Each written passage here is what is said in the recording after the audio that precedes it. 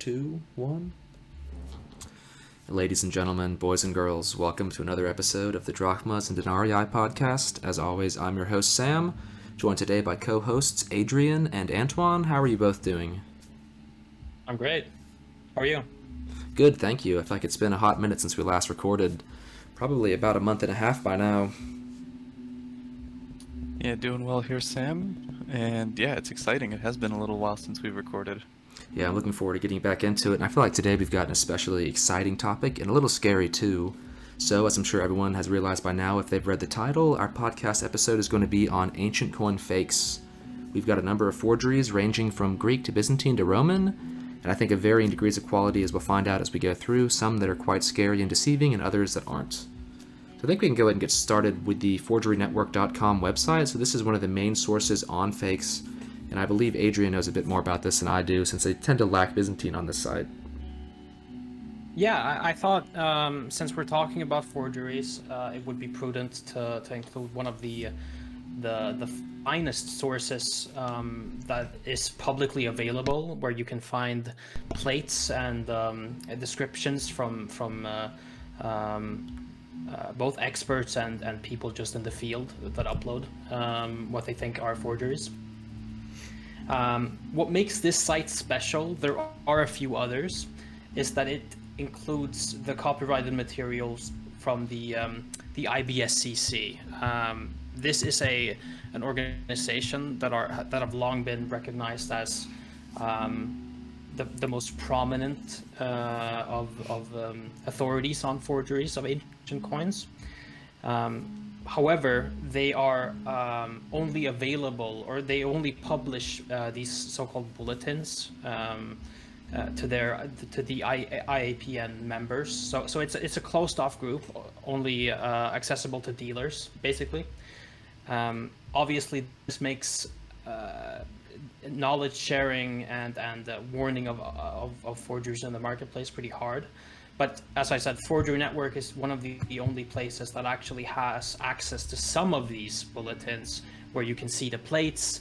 Sometimes you can even see the description of the forgery and why it's not genuine, basically. So it's a very nice resource to use. That's awesome. Yeah, I'll make sure to go ahead and include all these links down below as well, so people can find out both the Forgery Network website, check it out for themselves, and the IBSCC. And do you know, with that, you mentioned the IAPN network, is that like a fee basis where you pay a certain amount of money to get access to those reports?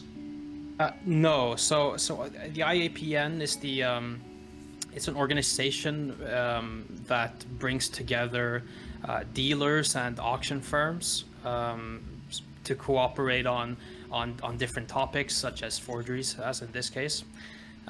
So it's not something that you can buy. It's not something that's available to the public.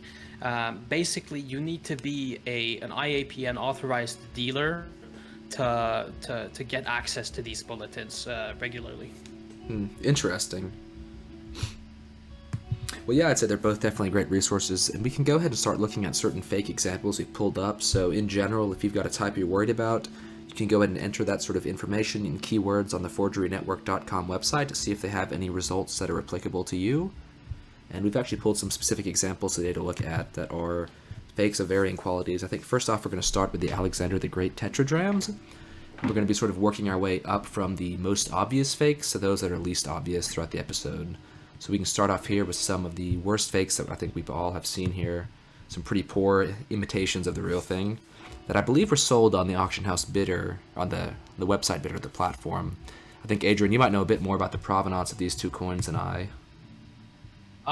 So obviously, when it comes to issues like those of Alexander that are very, very prominent in the marketplace as a whole, you'll have lots and lots of forgeries, some good, some less good. I think most people, when they see a coin like this, they'll recognize that something is wrong. There's just like this sort of hint that okay, maybe I'll not bid on this. Maybe it's not for me. It's a gut feeling. Yeah, it's a gut feeling. There you go. I was looking for that word. So this is a forgery that is very common. Often if you go to Greece or Italy, you'll find coins just like this in corner stores, in touristy shops. They're often casts, and they originate from a workshop in Lebanon, actually, that in the 80s tried to imitate a genuine issue from the mint at Byblos, or Arados, rather. And they tried to copy specific dyes, and it just, well, they don't look particularly good now. Yeah, I would agree. They haven't aged very well. And obviously, if you look at the surfaces here, they look very mushy. The details aren't quite refined. So it's pretty obvious that something's wrong here. You could attribute it to cleaning or some other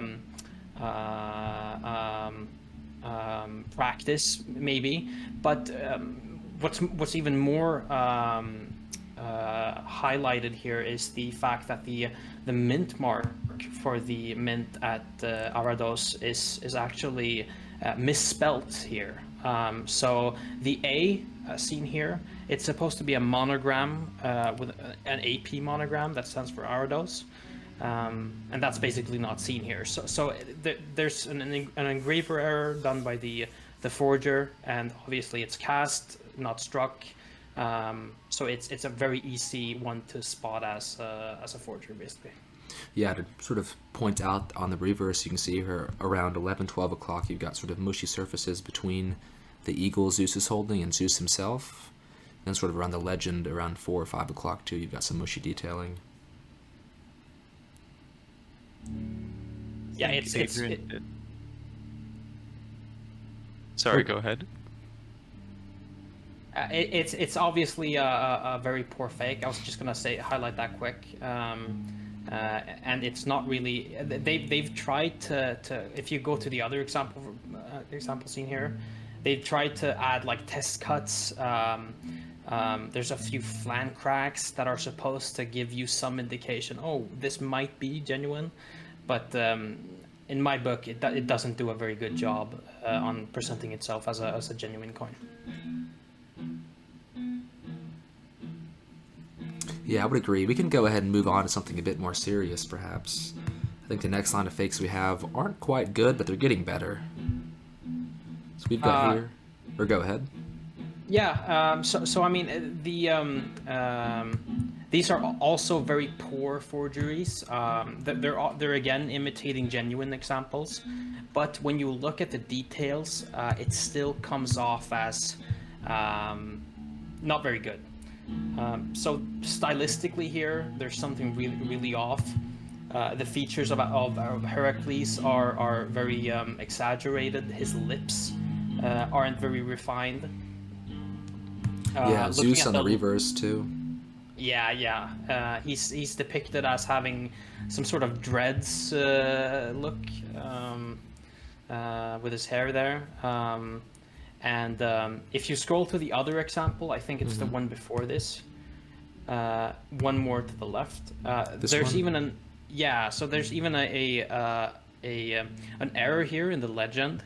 So if this was a genuine coin, it would say Alexandros of Alexander. But here the forger, not knowing Greek, has spelled it Alexandros. He's misinterpreted the delta and instead engraved an alpha. Again, a very poor fake, something that should be easy to spot for anyone who's familiar with ancient coins. I just wanted to interject at this point, because I think some of our viewers might be a bit new to the hobby, and certainly if you look on online forums like Reddit or numerous forums elsewhere, there do seem to be quite a few newcomers who maybe aren't as familiar yet with what a coin should look like, an ancient coin. So if we could go to I think it's 2 down, Sam, please. This one? Sorry, no, maybe just back one. No, of this type, but there's another one. There we are, yeah. So this one, I think, like, when we're talking about these mushy details, it's not referring to wear, because I've seen quite a few people misinterpret it as being the wear at the high points of a coin. If we zoom in really nice and close, perhaps on Heracles' hair or the lion's claws, if you look deep in the crevices where there shouldn't have been any wear, that's where you see that lack of fine detail. It's mushy, it's all wishy-washy, and there's these strange lines connecting it, which is where the metal flowed through the cast, and it's not very nicely struck because it isn't struck. And if we go out again, a lot of people will say, "Oh, look at this! It's so nice and round. That can't possibly be real." This is actually relatively nice, but ancient coins can be significantly better than this in terms of Yeah. centering and overall quality. So I just wanted to clarify that point quickly, because there are definitely going to be viewers who maybe aren't as familiar with what we mean by feel. So it's never, when we say mushy details, it's not that the coin is worn or the high points are soft.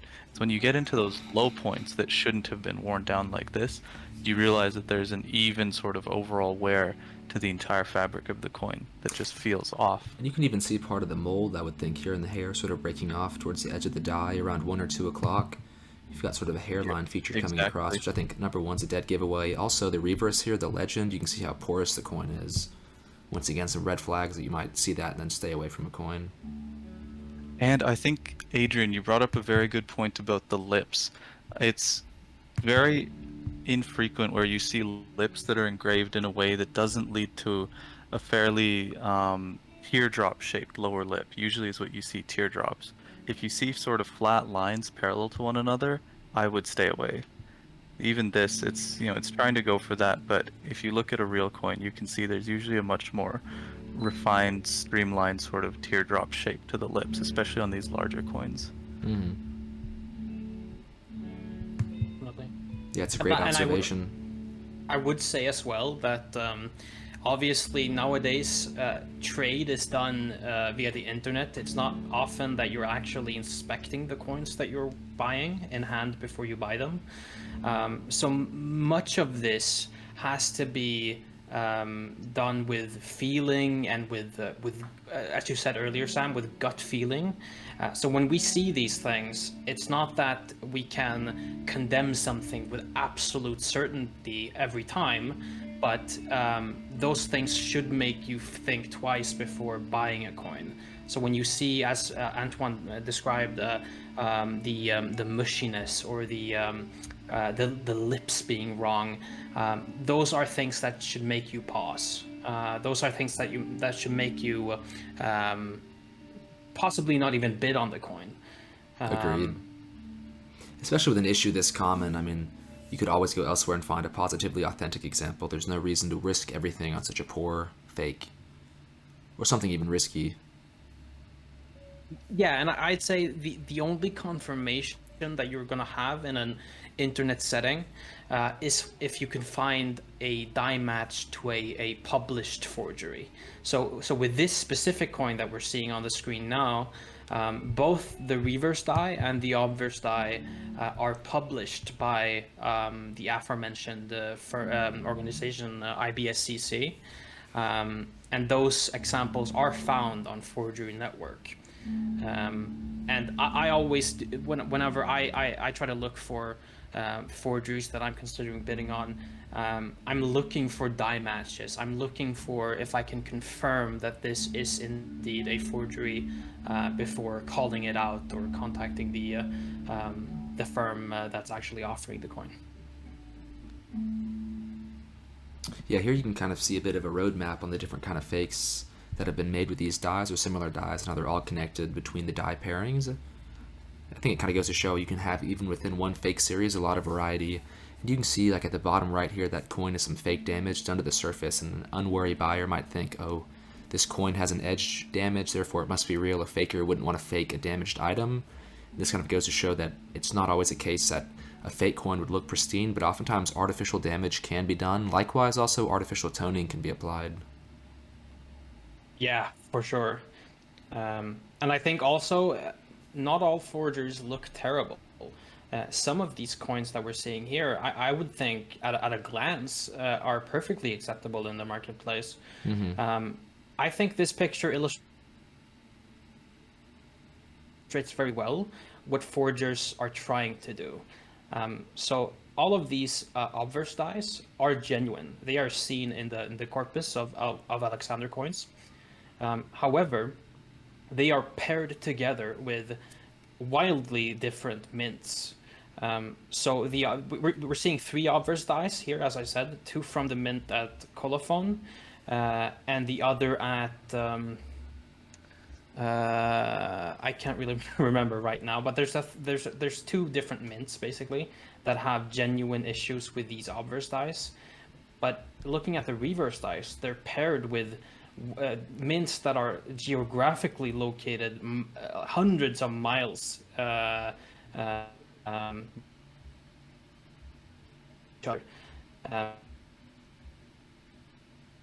it will be both. Hey, you're cutting out a bit. I'm not sure the last couple seconds of what you've said are not coming through.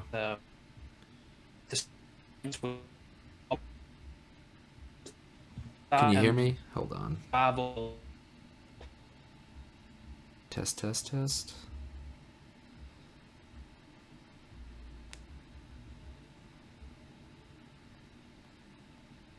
Well, I think his connection must have dropped.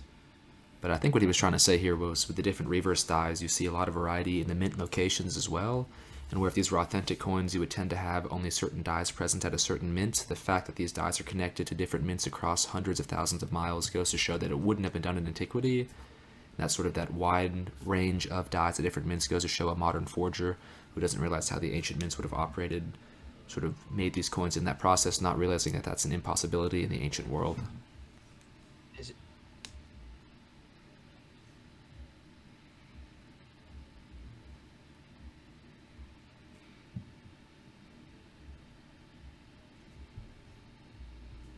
Ooh, test, test, test.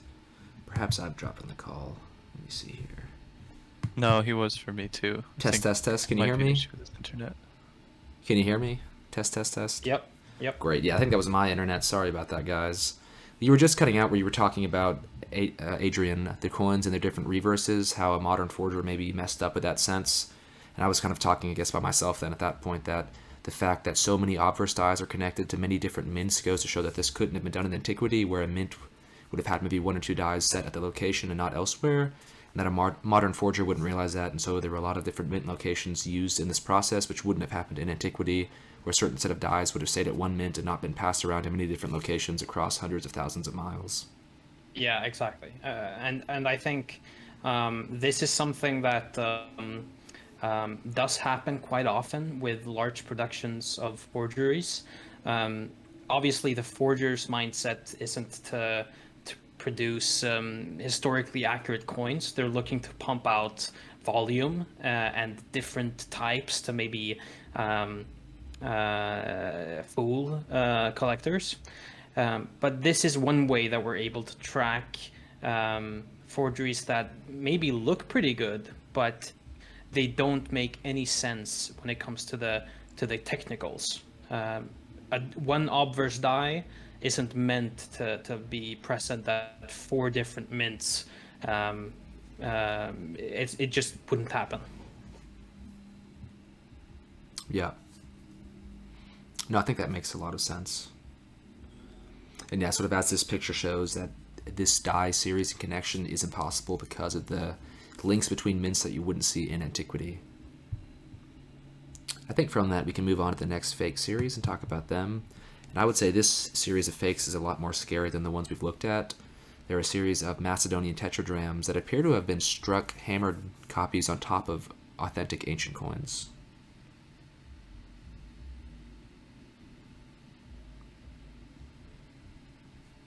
Adrian or Antoine, I don't know if you guys want to go over this one, since I'll be going over...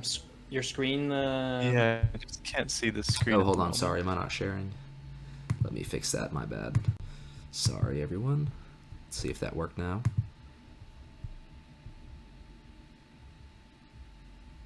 Can you all see that? Yep. Okay, yep. great. Do you want to take this one? Yeah, well, I guess in this case what we're seeing is something a bit more advanced than the last few coins. And this coin actually, it fooled me, I'll be honest. I was going to bid on this one. It was just about a month ago that it came up. But thankfully it was withdrawn, which sort of shows that there's an active community out there, and most of the time with these, even with these better fakes, you will probably be protected. Someone will find it either before or after. But in this case, the coin is made, excuse me, using presumably another ancient coin, maybe in this case an owl, considering how common they've become. Can you guys still hear me? Yes. Yep. That's weird. There we go. Okay, yeah. Screen was just timing out. Sorry. So as I was saying, probably an owl or something similar, where it's a nice common coin that the forgers can get cheaply, and then it has that authentic metal, it has that authentic feel to it. The fabric of the coin, as we like to say, doesn't feel immediately wrong to someone who's inspecting it. And in this case, what they've done is called a transfer die forgery. They would have taken a real example of this tetradrachm from Acanthus, and they would have used a wax or similar mold and created a negative impression of the design in order to then fill that and create a die and use that to then create other coins that match perfectly, so you won't get those irregularities of style because it's a perfectly authentic die from a perfectly authentic coin, which in this case is being used, it's like a carbon copy of it being used to create more fakes that look pretty much the exact same. But one of the pitfalls of this for forgers is that in that case, it'll also copy over any irregularities or issues that the coin might have, excuse me, which you wouldn't expect to see repeated over and over and over again across dozens of examples. If one coin has a slight die shift, it has a die break, whatever else, in a particular spot, it's highly improbable, verging on impossible, that you would see that across 5 or 6 coins all being offered in the space of a few years. Which this issue actually highlights perfectly, because if we look at the back legs of the bull towards the right side, you can see there's that die shift right there that is so prominent. Once you've seen it, you can't unsee it. It's so prominently there in the exact same format, place, and level of shift on each and every one of these die transfer forgeries of this type. So there are little tells like this that they leave behind. Yeah, also the fish down below. Sort of the same process going on again. Yep, exactly. Yeah, I'd say this one is one of the more scary fakes that have come on the market recently.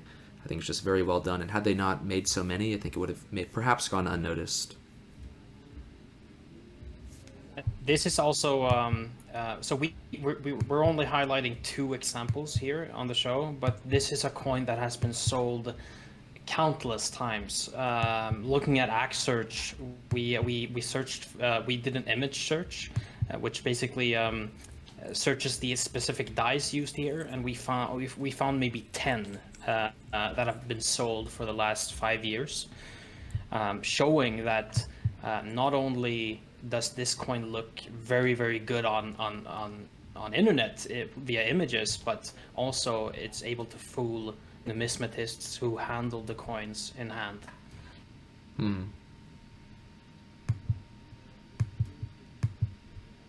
Yeah, this is one of those cases where if you've purchased an Acanthos tetradrachm within the last 10 years, I would seriously, very closely inspect it and reach out to the auction house you purchased from if you do find that it matches up with this die transfer forgery. And Yeah, that being definitely. said, there obviously there is one genuine prototype here.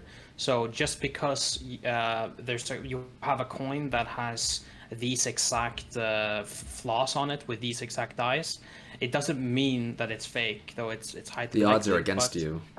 It Yeah, could be the real. Very odds are strongly against against you. Yes. But obviously there is that slight chance that you have the prototype. You might win the coin. lottery. There's a chance. Yeah, you might. So, yeah. Yeah, we can move on then to another, I would say, less scary fake, but maybe in some ways more scary in that no one knows Byzantine very well, I would say, of a lot of the major auction houses, and so what might be deemed a lower quality fake elsewhere can still slip through. So this coin was actually sold by the Classical Numismatic Group at Triton.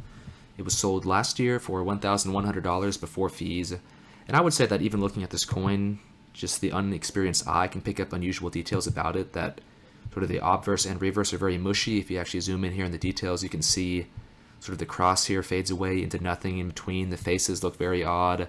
The legends go away, and the flan is of an unusually sort of dark gunmetal color.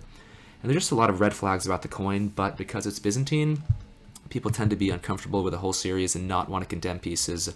So this was sold as a quote-unquote apparently unique piece for being a silver example of an issue known in gold, and sold at CNG, like I said, for $1,100. And then a couple months later on eBay, a similar fake came up for sale by Numismatic Lance, who was actually selling this coin as a modern forgery. But once you started to compare this between the CNG example, you can tell it's actually a cast copy of the same coin. Neither is the origin, but both are copying a gold issue of this type, and you can notice that the CNG example is a lot more further progressed in the dies than the Lance example, and a lot of the details on the Lance coin are sort of present in a more degenerated state on the Byzantine example at CNG.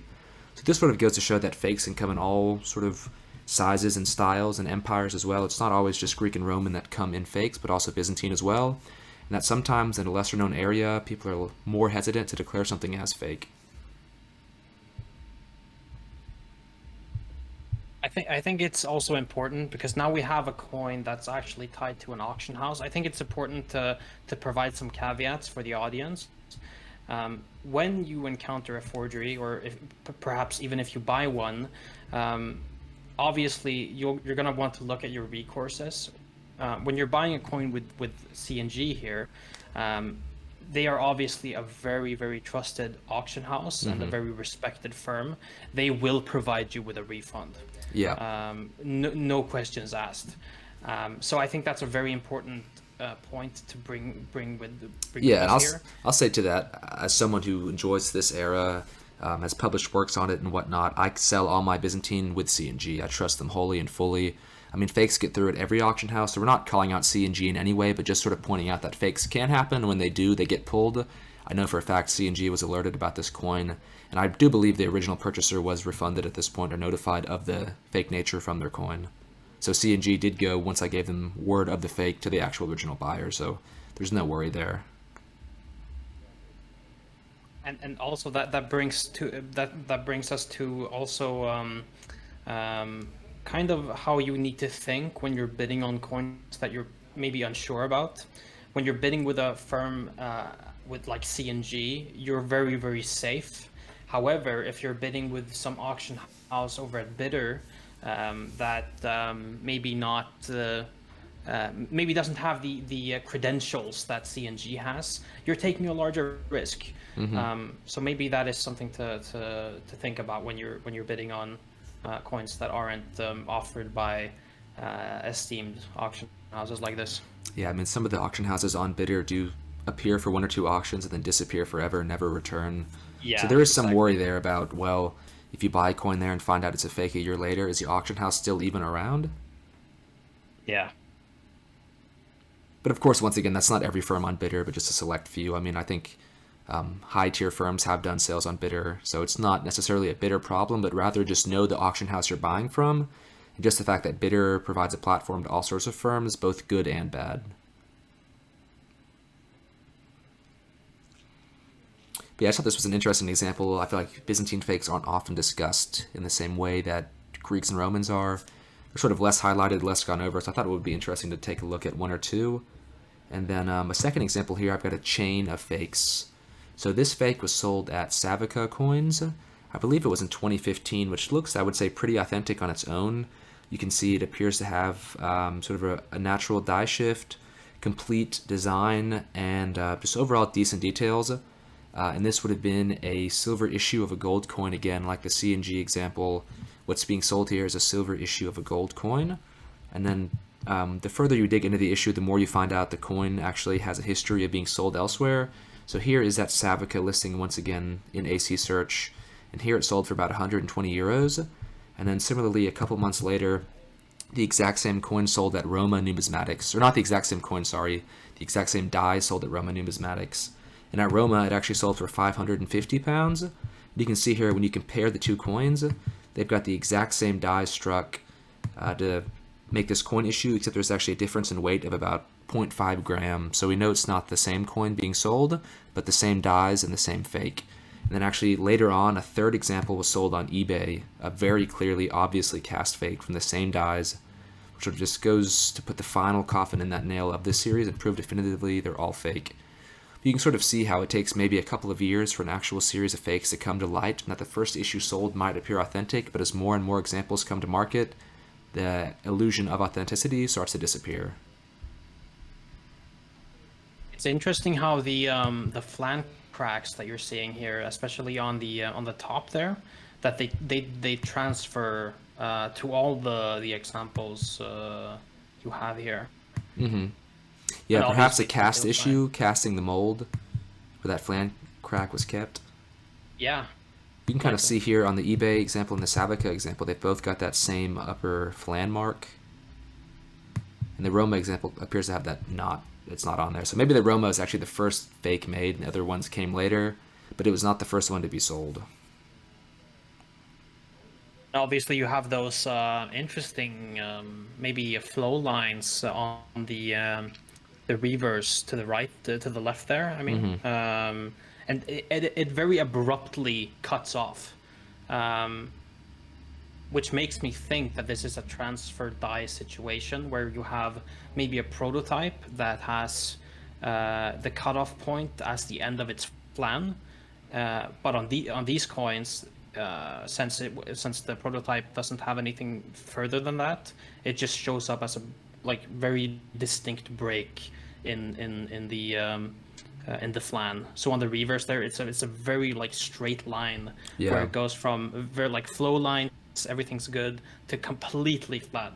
And that's seen on all the examples too. Yeah, I mean, I would say of the fakes I've seen, it's actually a pretty good one, and I think just one of these examples alone might have fooled people, but sort of having all of them put together, you notice that they're fake. And of course, once you actually zoom in, you can start to see sort of mushy details once again that aren't right, and suspect issues. But if at a glance, just one of these alone would appear to be authentic, but once you see the series as a whole and actually investigate, you can tell the fake nature of the coins.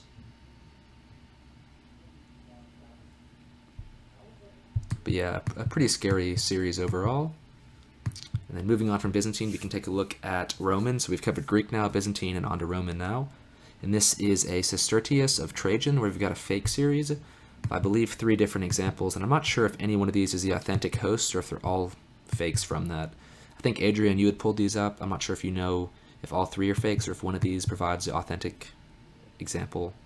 Yeah, this was just something that I glanced upon over at Reddit. Someone posted these asking why they were so similar.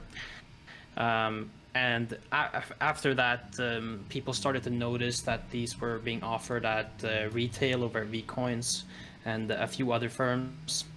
And if you cycle through the different examples, they are incredibly similar, both in centering and with the wear of the details, which in itself is a huge red flag. And I think I'm not sure if any of these is a genuine host, but I think at least the Savoca coin here with a very not just the mushy details, but it has a certain if you can exactly, so it's not just mushy, but it's also on the surface it's quite what do you call it, it's a little bubbly almost.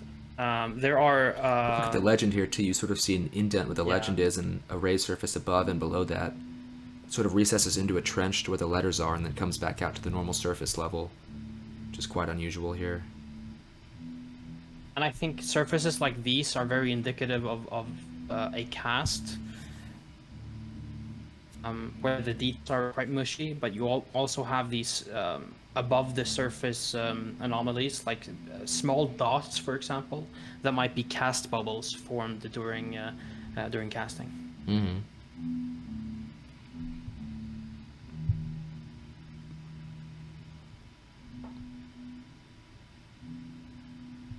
Yeah, I'd say it's a pretty decent fake overall.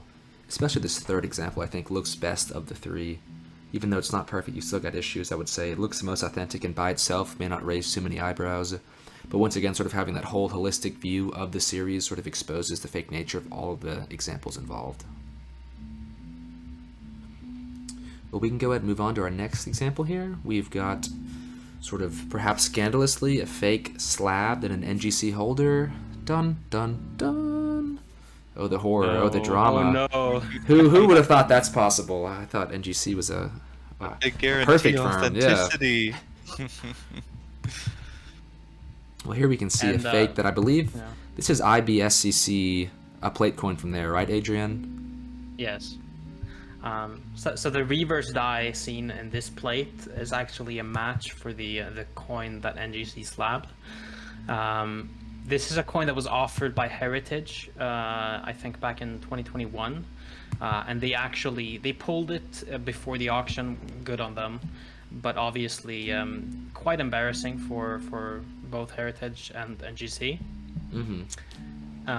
This specific issue is very common to be forged. IBSCC has published, I think, 3 or 4 different die links, which means links between different dies. So this reverse die, for example, has been linked to 3 or 4 obverse dies, showing that the forgers were obviously aware that if they produced coins that looked exactly the same over and over again, it would be easier to detect. So they switched it up between dies, different die links, to make the coins look more genuine. On this coin, it looks pretty good on the surface, but here as well, the details make it quite odd. So if you scroll up a little, Sam, this issue is supposed to have an MI monogram in the left field, to the left of the title of Basileus. This forgery lacks the M entirely, which made some firms categorize it as maybe an imitation, but obviously no, it's a forgery. It's a transfer die. It's pressed. It's not struck, and it's been published for over 40 years. Yeah, and still made it into an NGC slab. I mean, you would hope they were checking for these published fakes, but it seems that, I don't know, maybe it was a rough day at the slabbing shop. Someone just missed this, or maybe they're not even checking. I don't know, but a little bit scandalous, I would say, especially for the series being so well known. Yeah, and I think to be a little charitable towards NGC, they're still humans, and I wouldn't presume to think that they never, like a forgery never fooled them. But still, yes, it's embarrassing. These things happen, and I think it goes to show that having a slab is never a guarantee that your coin isn't fake. You need to do the research, you need to look for your dies, and you need to be, well, knowledgeable about the coins that you own in order to make sure they're not fake.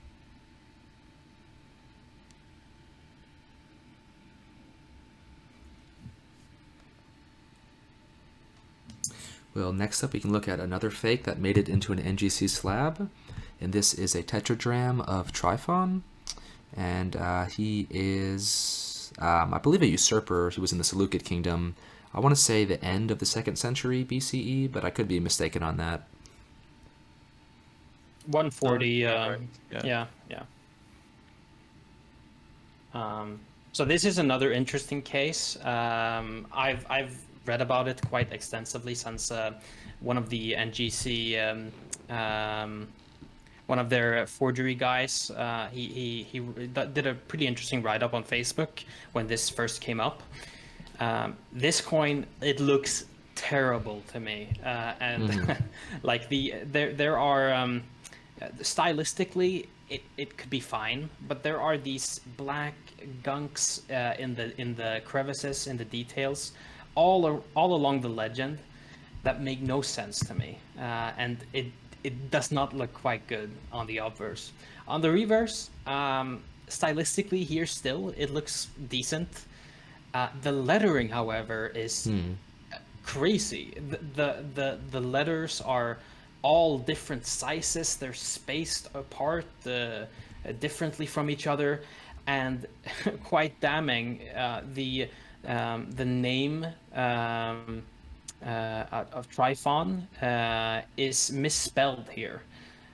So the forger, not knowing Greek probably, he misinterprets the omega in the name Tryphon for an O, which is something that no Greek-speaking cellator would ever do. And obviously, we come back to the idea that these things are published. IBSCC published this forgery in the 90s, yeah, so it's an embarrassing one. However, to NGC's defense, it came with an excellent provenance from Harlan J. Burke. It came from a very esteemed collector, which probably highlights the maybe selective bias that certain coins have when NGC is looking at them, or any firm actually. Like when it comes with a great provenance, when it comes from a great collection, one might tend to look past the obvious markers that it might be fake. It's an interesting case. I just wanted to add to what you said, Adrian. In this case, yeah, almost any other coin, if you see those sort of black markings all around the edge and details of the design, just run. That's an automatic red flag to run away. You're looking at a forgery. The other thing is when you have these extremely rare, very rare legends that are misspelt, or where there's a unpublished monogram that's different from everything else in the series. I'm not saying that auction houses do it purposefully. The coin may well look like it's real, it may fool them, but generally if you see something that is extremely rare and out of the pale for that series, I would walk away, because more likely than not the cause of that is an error on part of the forger, not that someone in antiquity made a mistake. Yeah.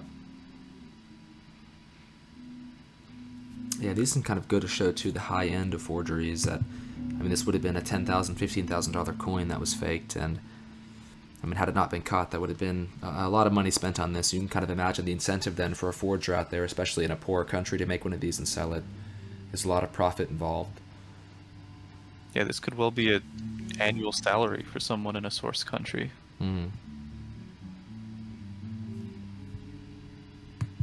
Well, next up we can look at this forgery that I believe Adrian shared of a, is it Lysimachus? A Lysimachus issue here?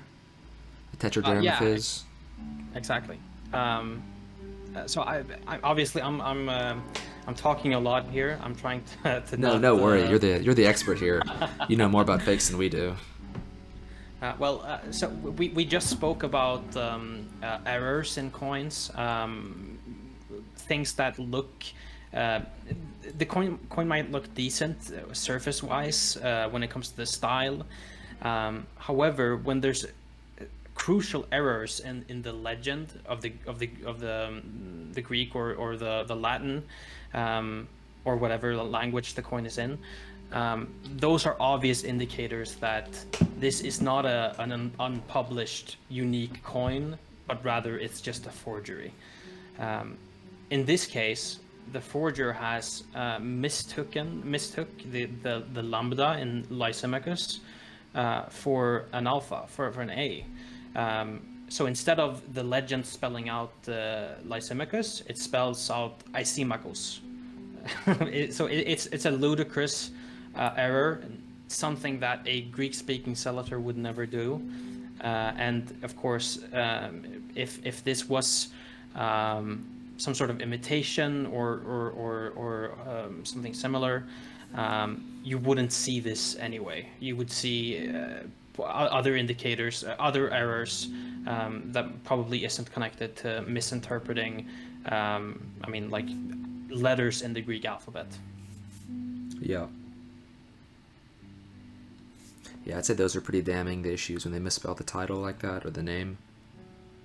There's pretty much only one explanation. Yeah, the name of the monarch is pretty crucial for the coin, I'd say. Yeah. If those aren't, if that's misspelt, it's a huge red flag in my book. I would just like to add, there is always that fine line between an ancient forgery and a modern one, and sometimes it can be difficult to distinguish. But I think the key here is for yourself personally, if you're ever in any doubt, just best to walk away and not have that lingering doubt. Definitely. Well, next up we've got a Slavi fake. Or Adrian, did you want to talk about that coin a bit more? I was just gonna say briefly. We spoke earlier in the episode about the lips. Yeah, I did and notice I think that. this is a very yeah. I think this is a good example of how lips can tell you quite clearly that this is not something that's genuine. That's not from antiquity. There's a joke in there somewhere about Greek coins, Greek men's lips. I'm not going to go there, though. This is a professional podcast. Yeah. Oh, no. We're very professional. All right, well, speaking of professionals, we've got a professional faker coming up next. This is a Slavi Forgery, who's a very well-known figure in the ancient coin industry, and I would say perhaps the most famous forger of all time, if not the most famous, and one of the most famous for sure.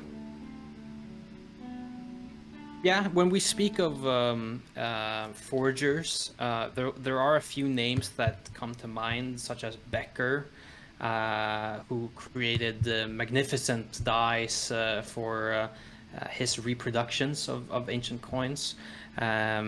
Giovanni, for example, with his sestertius that are still collected today.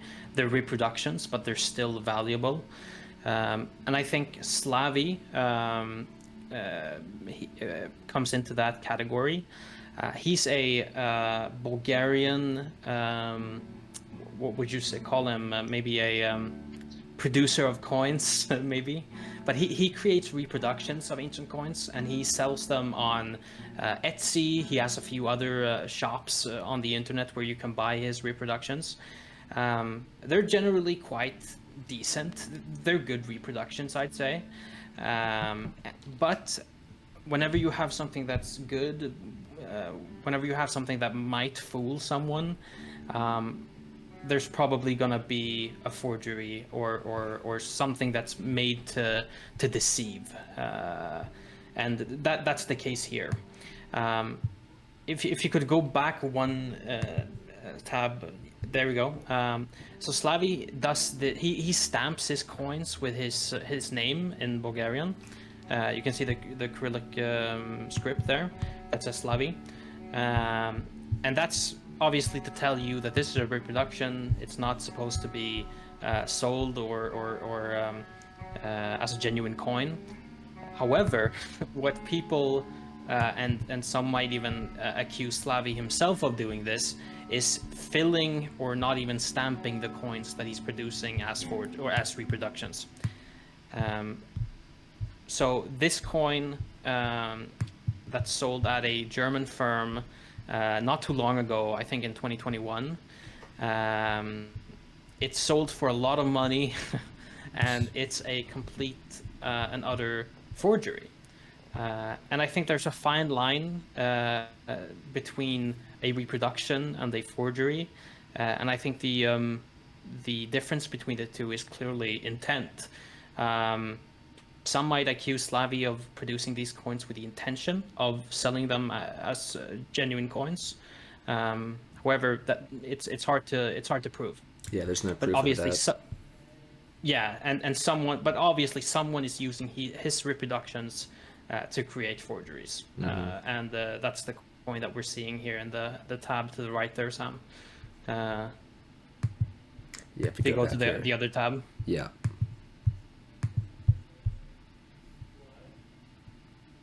The right.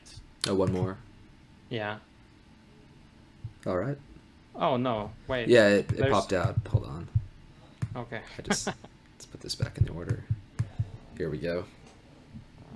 So this is the coin that's sold in 2021, obviously with the stamps filled in, and I mean it's stylistically it's a very poor, like this should not fool anyone. It's a nice paperweight.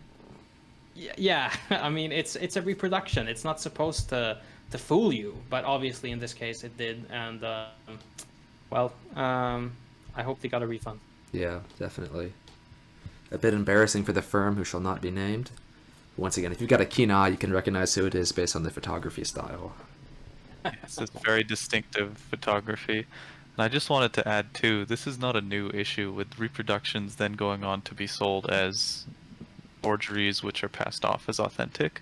I'm glad that you brought up Giovanni Cavino, because he was working in the Renaissance, he was making coins that were, some of them were based on real types, others were completely just done out of, I guess, artistry, a desire to make artistry that harkened back to the classical era, because there's coins such as sestertii of Otho that don't exist, right? It's not a type that exists, but he made them, and then later on, other people who copied him, they decided, oh, well, we can pass these off as being real coins. Look at this extremely rare sestertius that you can have, if you're an emperor or a king, you can have this one, no one else can. So it's that ethical line that gets blurred down the track as well.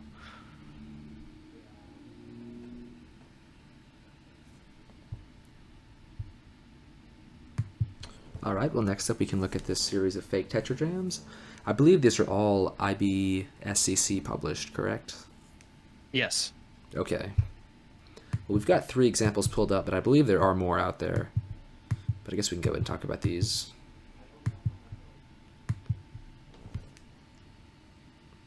Antoine, did you want to go ahead or should Yeah, I? yeah, sure. So with these, I think there are some things, once you know that 2 of them are forgeries and one is a real coin, it becomes a bit easier to suss out which one is which. So yeah, if we slowly cycle through, so we've got this one here, we'll let the audience drink it in. Now there's this one, take a look at the surfaces, this style, everything, right? The style actually is pretty much the same, so that's not an issue. And then let's go to the next one. On just the surfaces and the general overall fabric. This is what we say when we say the fabric of the coin. So if you go back to the very first one, here, take a look around on the reverse, around the lettering, and around the devices. Look at that characteristic black gunky pattern around all of the low points of the coin. If you take a look on the obverse, you've got this Sorry. weird speckled appearance, and it's reminiscent of casting bubbles, and again, all that gunk on the obverse as well. And there's a bit of some sort of strange mushiness going on with the lips that you don't really see on the others. And then if we go to the next one in the series, the next one's actually much better. So that's the first one, it's a forgery.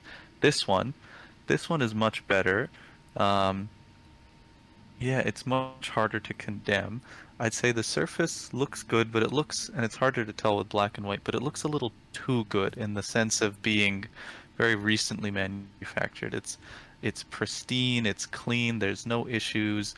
And when you know that most of these types, the extant examples, come from the Pixodaris horde and similar hordes around the same time in modern Turkey around the 70s and 80s, many of them with these thick fine patinas and some with surface issues. This one becomes a little bit more suspect. And if we go to the last one, you can see here that beautiful blotchy variegated fine patina, which in person looks fairly purplish reddish sort of hues with a brown overlay. You can see that the details, they look sharp, but if you look at especially the first and the last coin, the lettering, this one looks sharp, but the first one looks sort of mushy and almost like block letters in comparison. If you take a look at that, there's a significant difference in how the letters are constructed. One is done by someone who's experienced, knows the alphabet, and knows what they're doing. The other one, the first one, is clearly done by someone who's trying to copy a sketch or stencil of the original. It just looks wrong. You can see the way that the lines are crafted. It's done by an amateur who doesn't know the alphabet and how to write fluently in it, let alone chisel into metal in that alphabet. And then moving back to the better forgery, there are certainly, it's much closer. There are still, if you look at the lettering again, it's a bit more refined, it's a little nicer here, but it still has differences to the lettering of the authentic example. See the way that the letters are crafted, the way the joints in the E and the delta line up together, the way the row circles around in Idreus. There's differences, even in the style of the face. You can see the reverse face of Zeus Kalanikos. You can see subtle differences. in the craftsmanship of the face and the overall style of it. One feels much more classical, authentic. The other one feels like an imitation. This one, there's just something that you get used to in the construction of faces in antiquity, the way they were carved. You can sort of tell when one is real and one isn't after a while. This one, again, the lips, the eyes, the way that the nose matches up, it's very much your classical, sort of classical Greek coin. Whereas the other one, there's something a little goofy about the style of that face. And the more you look at it, the more you think, not sure that that's quite right. Um, but yeah, that sums up this type for me. I do have a vested interest because I actually own an example of this type. So I was first alerted to the IBSCC fakes by Hadrian. But yeah, you get a sense of it after a little while. Yeah. Well, hopefully yours is authentic. Don't leave us in I suspense hope here. so. Yeah, it has the fine patina, and it has the right letters, so That's we good hope. to hear. I believe we had That's or go ahead. I was just gonna say briefly, and that's also the thing that you have to take with you, that there are forgeries probably of the coin that you own, but if you can find dime matches, if you can find these stylistic similarities between other coins, it becomes more clearer to differentiate forgeries from genuine coins. I think you and I, Antoine, we spoke about your coin a while back, and we found different obverse die matches that were traced to the Pixodaros hoard, and like stylistic similarities that we were able to say, okay, well, we're pretty sure that your coin is genuine at this point. Exactly. It's all about going back, doing the legwork, and it can be difficult. It's a little daunting at first too, I will admit. It's not very easy, and I guess it takes research, it takes time, but it's one of those things you have to do if you are invested in the coins, and especially once you're putting beyond a certain sum of money in there, I think it becomes important from a financial perspective as well. Definitely. Yeah, you don't want to get burned when you pass away or sell your collection down the a couple of years down the road. Can't get a refund then, possibly. And that's also very important, because even with these firms like C&G, Heritage, Stacks, they are all very reputable firms, and they will do right by you. However, like any company, they might not exist in 100 years or 50 years or 25 years. Who is going to pay you the refund when you pass away, and your loved ones are trying to liquidate your collection? Who's going to pay that refund for those forgeries that you bought? It's a calculation that you need to do, especially with these more expensive coins, that, okay, I can say with some certainty here that this is a genuine coin. I've done the legwork, I've done the research, okay, I'm satisfied, and not just trust whatever the auction house is telling you, or trust that their numismatists have taken a look at it. Do the research yourself, and you'll be more satisfied down the road. Definitely. Absolutely. Also, Sam, there are a few other coins I've posted Yeah, I was going to through. mention, we can go ahead and pull those up. I Give just them a wanted to look. talk about, because we've been speaking about forgeries that are published and have been well known, and authorities have spoken out against them. But I did want to speak a little bit about coins that they haven't been condemned outright, and this is just my personal opinion here, I could obviously be wrong, but there are issues with them that I've sort of picked up on seeing them trickle through the marketplace. Mm-hmm. And I think it's just important to sort of be wary yourself too when you start seeing coins that are rare or wise, just sort of trickle in with a horde and don't fit stylistically. Yeah, so this looks like a So in this series of case, solidity you've shared. yes, in this case, these actually are published. It's just the first coin that's a forgery, and the other two are to illustrate how the style is fairly similar regardless. With this one, the telltale sign is, well, first of all, there's that blockiness to the letters and the lips and everything, Yeah, it's very but unusual, the lettering too, especially in the obverse. I feel like that's a pretty absolutely. big red flag. Then if you look at the V, the U/V in Constantius, right next to the right side of his head, yeah, there's that characteristic break right there you see on all the forgeries of this type. And compared to an authentic example, where you can see the lettering is much more uniform and no such break is present.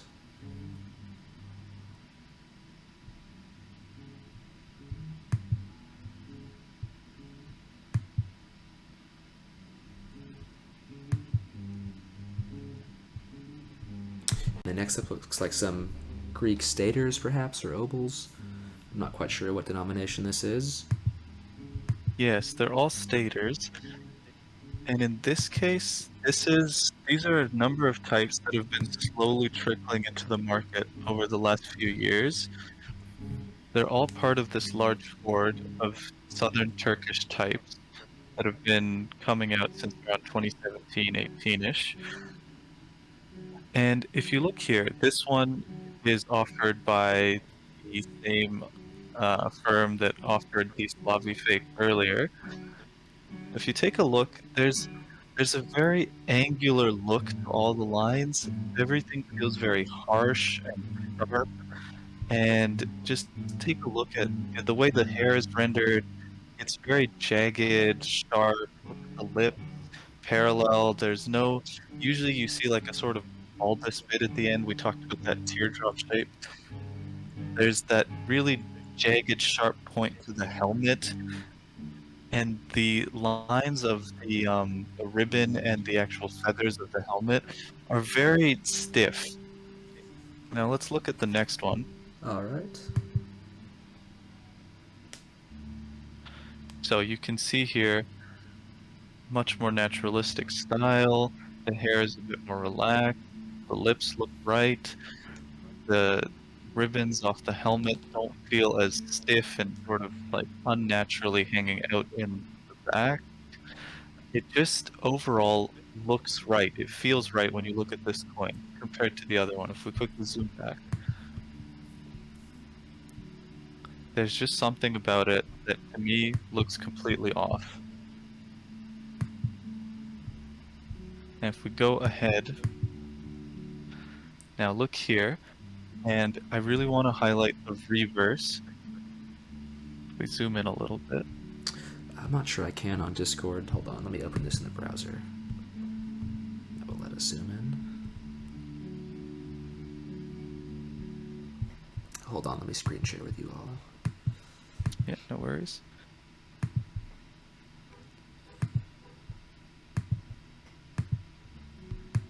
All right, should be live now. Perfect. If we go in right there to the Gorgon on the shield, and as well as the helmet details overall, take a look at the way the wreath is rendered, the way it sticks up above the actual shield itself. Like the wreath comes out beyond the shield is pretty, sloppy work. Look at those gross parallel lips and that. It looks like a children's cartoon, like Cartoon Network. I don't know if you guys have seen Johnny Test, but this does not look like something created by a Greek master engraver around the turn of the 5th century BC.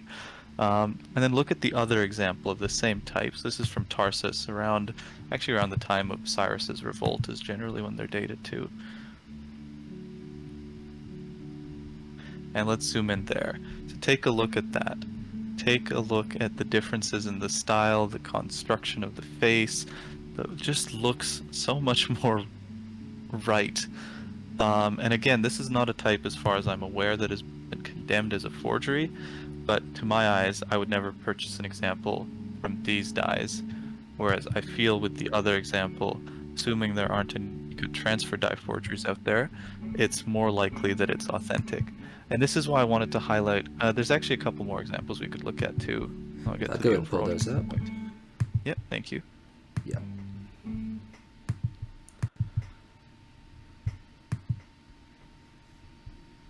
Yep, so again here, just the rendition of the body shape, this one, look at those knee joints, look at his lower legs, look at these sort of harsh, stiff lines that don't feel alive in any sense. The artistry just feels very like it's being copied, but it's not being created. And then if you go over to the next one, this just, it looks more right. It looks like someone's actually tried to create this from scratch. The artist created it. They weren't trying to copy someone else's work. I don't know. It's difficult to parse out exactly. And then also the lips. Look at those parallel, gross lips on Athena on the obverse especially.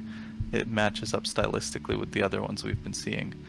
These weird, wonky parallel lips that don't look right. And the face construction in general is just Very far stiff. too angular. The noses are always very pointy.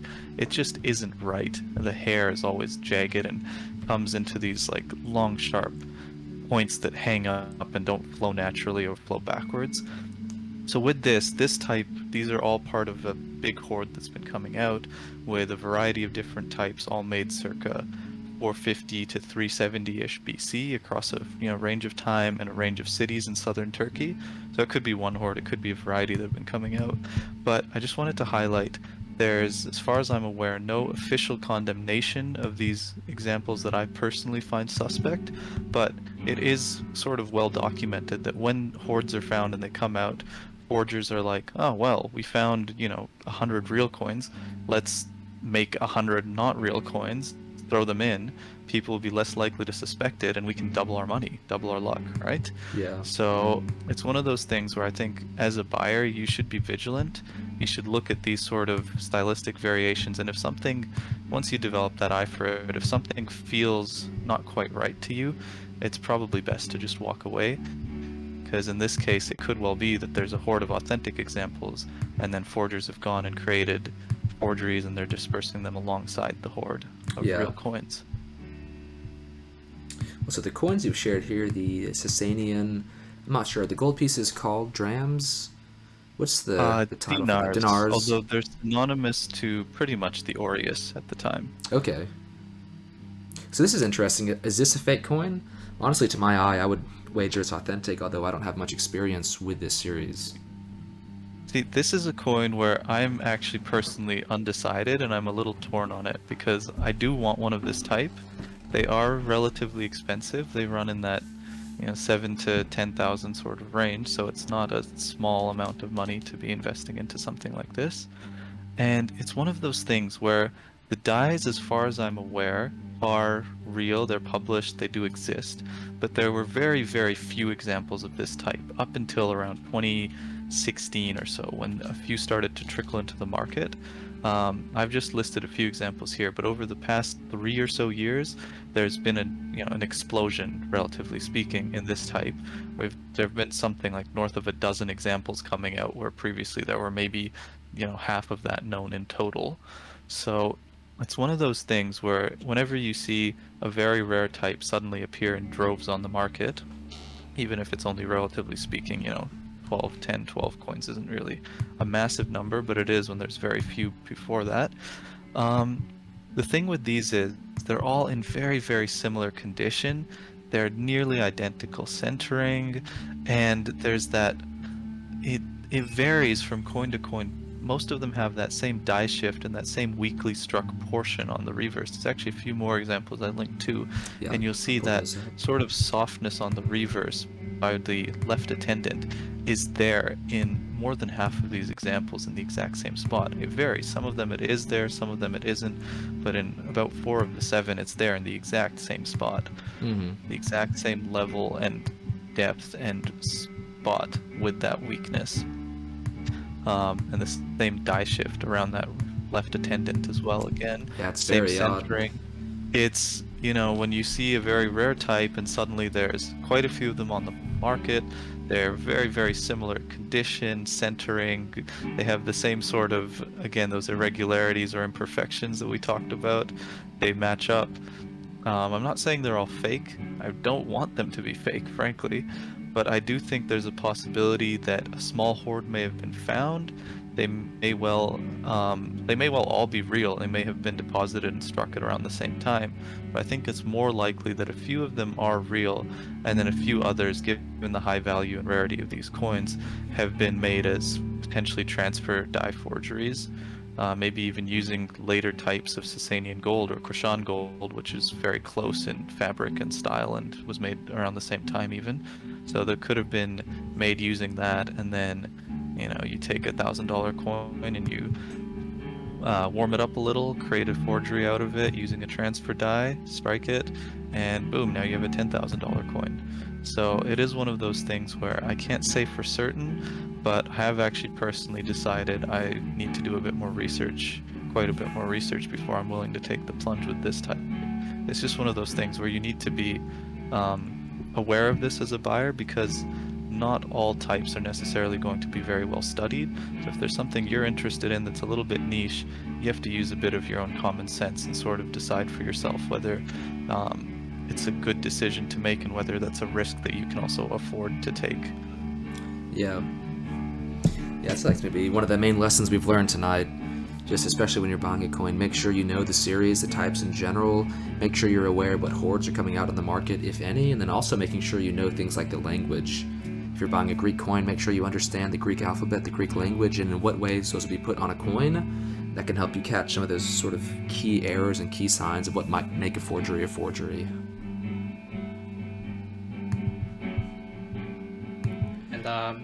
People might despair looking at a lot of forgeries at the same time. I've spoken to a few of my friends that whenever we've discussed forgeries in the marketplace, they start having, like irrational fears almost. It almost dampens the mood whenever you're trying to bid on a coin. Oh, what if this is a forgery? What if this is fake? You get kind of scared. And I would just like to add that fear, I think, is the wrong reaction to all this. Instead, I think it's good that you're aware of the landscape of the hobby that you're obviously spending money in. And furthermore, it's good that to be aware of not just the coins that you're buying, but also, like Sam said, the details. So the language, the style, how common is it for these coins to be struck in a certain way? For example, there are series where coins are struck very crudely. They're off center. They're riddled with flaws, like they're overstruck or there's a lot of die shift. I just think it's important to know what you're collecting, what you're buying, and I don't think that anyone needs to be scared or feel despair after looking at a lot of forgeries here today. Well, I think some fear is natural, but you got to take that with a grain of salt. I think, like I always say, buy the book before you buy the coin, and if you don't own the reference book or don't have access to it, you should not be buying any coins in that series. I feel like that's a pretty fair statement, especially with forgeries too. You've got to make sure you actually understand the series, understand the types, understand what the landscape looks like of that certain coin field, and then once you understand all that, you can confidently go out there and buy what coins you want. But if you don't know much about it and you're just sort of blindly buying left and right out of different areas, you're much more likely to be stung and bit and end up buying a forgery. So I would say some fear is natural, but if you actually put the time in to read the literature and understand the coin series, coin style, and general information, I would say the odds of you buying a forgery are quite low. Yeah, I agree. I think at the end of the day, we do like to say it's not an investment, and I agree. Ancient coins are not an investment, but it does require investment of time on your part to learn. You definitely do. The more you invest there, the greater return you get with your collection and your ability to enjoy it and suss out forgeries and just in general put together a good collection. Yeah, well, I hope this was a very informative episode. We've kind of gone over some of the fake series that exist. We've sort of gone over the process of how you can identify fakes, what that might look like, and sort of some characteristic elements that might be present on a forgery and not on a genuine coin. Maybe kind of to cap this episode out, we can go back to those first two websites we mentioned. ForgeryNetwork.com, that is a website where you can find listed forgeries, but keep in mind, this website is not extensive. Being someone who collects late Byzantine coins, I shared, I think, 2 fake examples today, but I'm aware of maybe 50 to 60, of which 0 are on this website. So that could be an issue just with Byzantine coins, but in general, if a forgery is listed as such on this website, you can be confident it is fake. but if a forgery is not listed on the website, that does not mean the coin is authentic. So just keep that in mind. These are great resources, but they're not by any means exhaustive.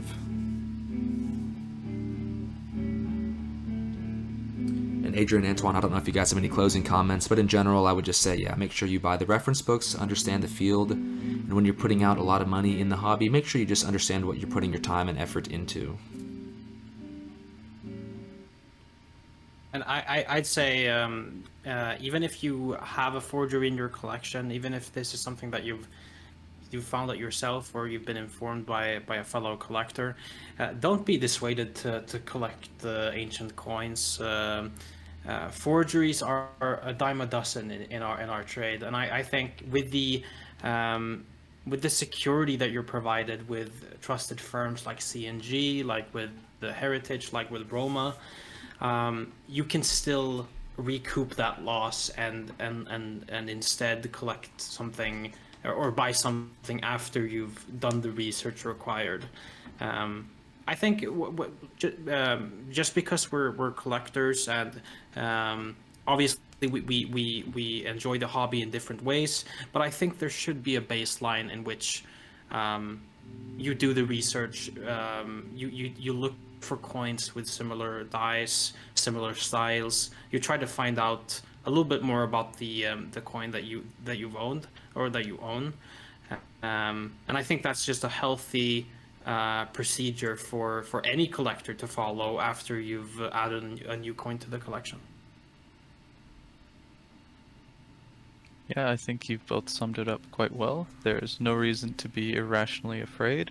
The onus is on you to do some of the work, but know that there's a community out there that has your back and good firms. And at the end of the day, it is a bit more of a research-intensive hobby, so just be willing to put in that time and you will be rewarded for it. Yeah, definitely. Well, thank you all both for coming on here and providing some of these great forgeries. I mean, I know some of those would have fooled me just scrolling through AC search and different websites, so I'm glad to see we can bring some expertise in this, share some positive resources, and make sure we can sort of help everyone understand how forgeries operate, sort of what the environment and field looks like, and how to best avoid them, and then where to sort of shop to make sure that you don't have any forgeries, and if you do encounter them, you can return it and get your money back. Well, thank you both for coming on, giving your commentary. As always, this is the Drachmas and Denarii podcast. If you like this show, make sure you like the episode and subscribe. Leave a comment down below if you've ever had a forgery or know of any that we should be aware of. Make sure you check out these links we're going to drop in the description, which will be the forgerynetwork.com website. And as always, have a nice weekend. Thanks for listening. Take care. Goodbye.